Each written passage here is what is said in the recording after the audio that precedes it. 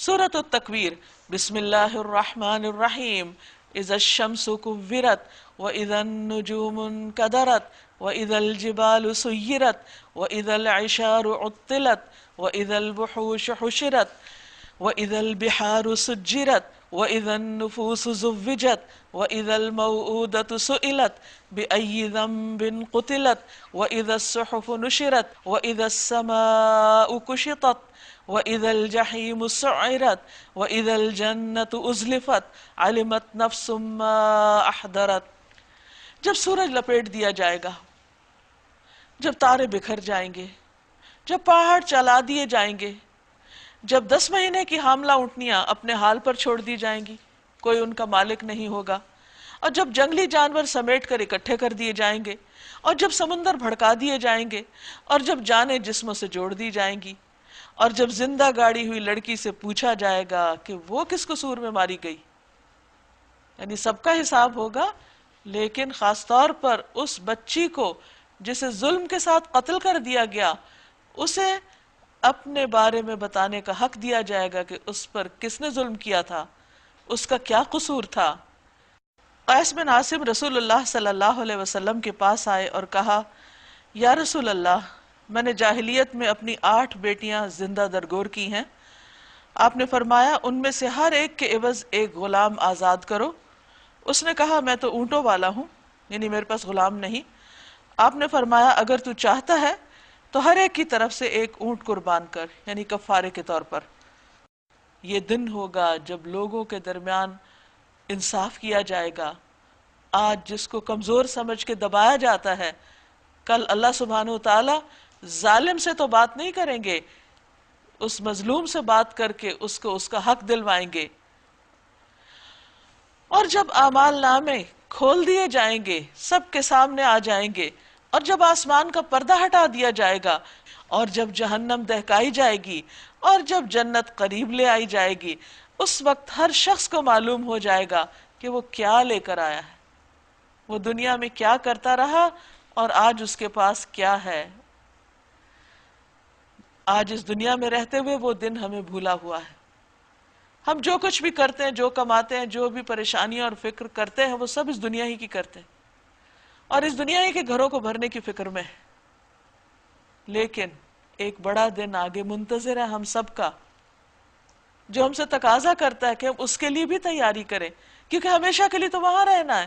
لیکن یہی بات سمجھنا ہم سب کے لیے مشکل، کیونکہ انسان کی بہت بڑی ویکنس یہ ہے کہ جو چیز اس کو سامنے نظر آتی ہے وہ اسی میں ٹریپ ہو جاتا ہے، اسی کو حقیقت سمجھتا ہے، اور جو پردے کے پیچھے ہے اس سے غافل ہے۔ قیامت کے دن یہ پردہ ہٹا دیا جائے گا، ہر چیز سامنے نظر آنے لگے گی، لیکن اس دن انسان اپنے لیے کچھ بھی کما نہ سکے گا، جبکہ سب سے زیادہ اس دن اس کمائی کا مستحق ہوگا جو آج دنیا میں کرنے کے بہت سے چانسز موجود ہیں۔ بس نہیں میں قسم کھاتا ہوں پلٹنے اور چھپ جانے والے تاروں کی، اور رات کی جب کہ وہ رخصت ہوئی، اور صبح کی جب کہ اس نے سانس لیا۔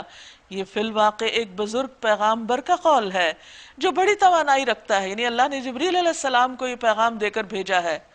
عرش والے کے ہاں بلند مرتبہ ہے، وہاں اس کا حکم مانا جاتا ہے، یعنی فرشتوں کے سردار ہیں وہ بااعتماد ہے، ٹرسٹ وردی ہے۔ اور اے اہل مکہ، تمہارا رفیق مجنون نہیں، اس کے پاس یہ فرشتہ آتا ہے جس کی یہ صفات ہیں، اس نے اس پیغامبر کو روشن افق پر دیکھا ہے، یعنی جبریل علیہ السلام کو نبی صلی اللہ علیہ وسلم نے افق پر دیکھا، آسمان پر دیکھا، اور ان کے 600 پر تھے، اور انہوں نے پورے افق کو ڈھانپا ہوا تھا، اور وہ آہستہ آہستہ پھر آپ صلی اللہ علیہ وسلم کے پاس آئے اور آپ کو اللہ کا پیغام دیا۔ تو جس رب نے اتنے معزز فرشتے کے ساتھ نبی صلی اللہ علیہ وسلم کو پیغام بھیجا اور نبوت عطا کی،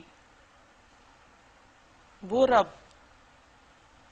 اور اس کا وہ فرشتہ اور اس کا وہ نبی جو تم لوگوں کو پیغام دے رہا ہے، یہ سب کوئی بیکار کام نہیں کر رہے۔ جس کو تم اہمیت نہیں دے رہے، یعنی نبی صلی اللہ علیہ وسلم کو، اللہ سبحانہ وتعالیٰ کے نزدیک اس کا بہت بڑا مقام ہے، اور یہ اس سے ظاہر ہوتا ہے کہ ان کے پاس کس قسم کا امبیسڈر بھیجا گیا، کیسا فرشتہ بھیجا گیا، اللہ تعالیٰ نے اس کتاب کو بھیجنے کے لیے کیسا کیسا اہتمام فرمایا۔ اور تم ہو کہ اس کی طرف توجہ ہی نہیں دیتے۔ اور وہ غیب کے اس علم کو لوگوں تک پہنچانے کے معاملے میں بخیل نہیں، یعنی اللہ کے رسول صلی اللہ علیہ وسلم تم سے کوئی بات چھپا کے نہیں رکھتے، اور یہ کسی شیطان مردود کا قول نہیں، یعنی قرآن اللہ کی کتاب ہے، نبی صلی اللہ علیہ وسلم مجنون نہیں اور نہ ہی ان پر کسی جن کا اثر ہے، وہ تو جبریل لائے ہیں ان کے پاس جو کچھ لائے ہیں۔ پھر تم لوگ کدھر چلے جا رہے ہو؟ توجہ کیوں نہیں کرتے اس قول کی طرف؟ یہ تو سارے جہان والوں کے لیے ایک نصیحت ہے، تم میں سے ہر اس شخص کے لیے جو سیدھے رستے پہ چلنا چاہتا ہو، اس کے لیے اس کتاب میں حکمت کی بہت سی باتیں ہیں، ہدایت اور رہنمائی کے بہت سے سبق ہیں، اور تمہارے چاہنے سے کچھ نہیں ہوتا جب تک اللہ رب العالمین نہ چاہے۔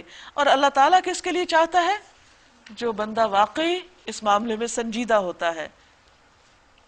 سورۃ الانفطار، بسم اللہ الرحمن الرحیم، اذا السماء انفطرت واذا الكواكب انتثرت واذا البحار فجرت واذا القبور بعثرت علمت نفس ما قدمت واخرت۔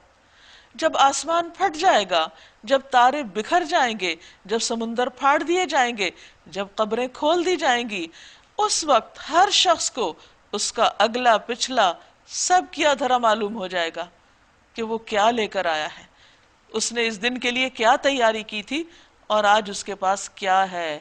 ایک ایک چیز اس کے سامنے آ جائے گی، ایک ذرے کے برابر بھی کوئی چیز چھپی نہ رہ جائے گی۔ لا تخفى منکم خافیہ، یا ایہا الانسان ما غرک بربک الکریم، اے انسان کس چیز نے تجھے اپنے اس رب کریم کی، تو نے اس کی عظمت اور قدر کیوں نہ پہچانی، جس نے تجھے پیدا کیا، تجھے نکسک سے درست کیا، تجھے متناسب بنایا، جس صورت میں چاہا جوڑ کر تجھے تیار کیا۔ ہرگز نہیں، بلکہ اصل بات یہ ہے کہ تم لوگ جزا اور سزا کو جھٹلاتے ہو، حالانکہ تم پر نگران مقرر ہیں۔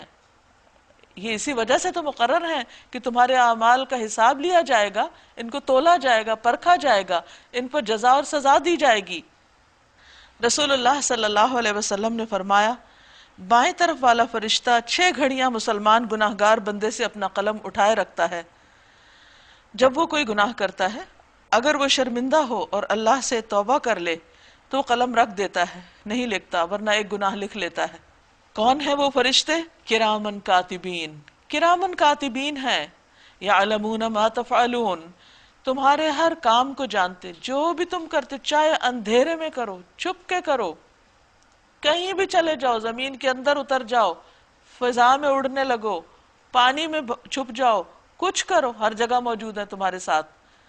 ان الابرار لفی نعیم، پھر ہوگا کیا جب اعمال نامے تولے جائیں گے تو جس کے اعمال اچھے والے زیادہ ہوں گے ان کا انجام اچھا ہوگا، بے شک نیک لوگ مزے میں ہوں گے اور بے شک بدکار لوگ جہنم میں جائیں گے، جزا کے دن وہ اس میں داخل ہوں گے اور اس سے ہرگز غائب نہ ہو سکیں گے، کہیں بھاگ کے نہ جا سکیں گے۔ اور تم کیا جانتے ہو کہ وہ جزا کا دن ہے کیا؟ ہاں تمہیں کیا خبر کہ وہ جزا کا دن کیا ہے؟ یہ وہ دن ہے جب کسی شخص کے لیے کچھ کرنا کسی کے بس میں نہ ہوگا، کوئی کسی کے کام نہ آ سکے گا، فیصلہ اس دن بالکل اللہ کے اختیار میں ہوگا۔ والامر یومئذ للہ،